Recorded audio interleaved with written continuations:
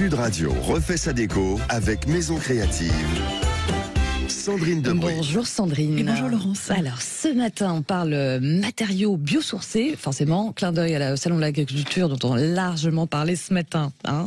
Évidemment, l'idée c'est de se dire qu'il est un petit peu loin à l'époque où les isolants biosourcés n'étaient vraiment que de la laine de mouton ou des bottes de paille et ne concernaient en fait qu'une certaine frange ultra minoritaire de la population, alors portée par les exigences environnementales et actuelles et plus précisément par une nouvelle réglementation de la RE 2020 qui rend obligatoire, on le rappelle, le calcul de l'impact sur le réchauffement climatique des constructions.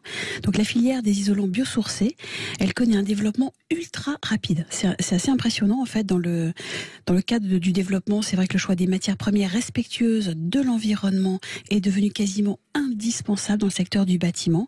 Et c'est vrai que ça fait partie d'une catégorie qui est utilisée surtout pour des constructions, on va dire, écologiques. Et on a quel chiffre? Ça représente combien de millions de mètres carrés ou de maisons individuelles isolées avec ces nouveaux matériaux? Alors des chiffres assez édifiants. On va dire que depuis 2020, nous étions à 27 millions de mètres carrés d'isolants biosourcés. C'est quand même assez impressionnant. Et ça veut dire, on est sur l'équivalence de 84 000 maisons individuelles totalement isolées avec ces produits. Donc c'est en plus un volume qui va être en progression. On attend d'ici 2025 une part de marché sur le secteur de plus 10% encore. On est en plein dans l'actualité. Alors peut-être rappeler quand même, tous les auditeurs ne le savent pas, mais c'est quoi un matériau biosourcé alors? Oui, vous avez raison. En fait, un produit biosourcé, c'est avant tout, il est fabriqué avec de la matière issue du vivant. Donc des végétaux, le blé, le colza, le lin, le chanvre, de la sciure de bois, même ou des matières venant des animaux. Donc on a parlé déjà de la laine de mouton, des déchets organiques. Les produits biosourcés sont issus de la biomasse. En fait, ils sont utilisés comme matière première pour la construction ou la décoration même des bâtiments. Alors, il faut qu'un certain pourcentage de matière biosourcée soit présente dans les produits de construction pour que celle-ci soit considérée justement. C'est un petit peu comme la norme Made in France. C'est ça. Donc, ça vaut pour la construction, la rénovation des bâtiments et forcément, c'est bon pour la planète. Évidemment. C'est un petit peu aussi le but.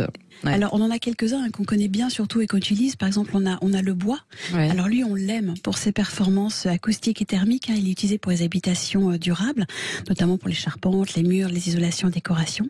Le liège, on en parlait tout à l'heure avec Bastien, c'est vrai que ce sont des performances acoustiques assez en radio, isolantes. C'est bien. Voilà, c'est ça justement. En radio, c'est super agréable. Il est imputrescible, donc c'est vrai qu'il ne subit aucun traitement chimique. Il est parfait pour l'isolation aussi des planchers. C'est vrai que souvent les appartements, on pense pas aux appartements, aux voisins du dessus, d'en dessous, mais le liège, ça nous aide un petit peu pour les quand talons. même. On a le chanvre aussi, je vais pas tous citer. Lui, c'est vraiment mon chouchou. C'est une plante en fait qui régule très bien l'humidité. Il offre une grande résistance au feu pour des bonnes performances thermiques.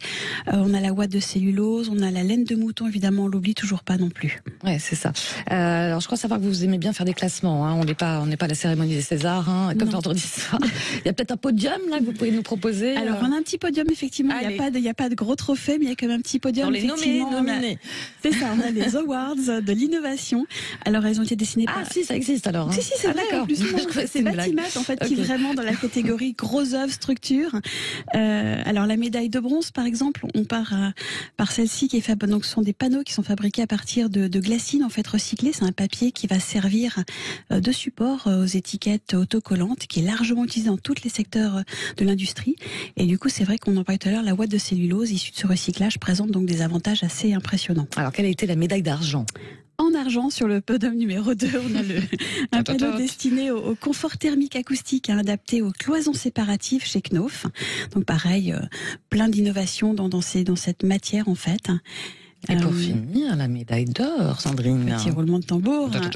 Eh bien, on est aussi sur du panneau isolant. En fait, c'est un bâti-pack qui lui est conçu à partir de carton 100% recyclé avec de l'amidon de maïs, du blé recyclable jusqu'à 9 fois. C'est une super bonne performance phonique avec un abattement décibel jusqu'à l'ordre de moins 44. Pour ceux qui font un petit peu de la musique aussi, ils vont comprendre l'importance de ces panneaux. Voilà, et pour terminer, vous vouliez finir avec une info qui fait débat aujourd'hui.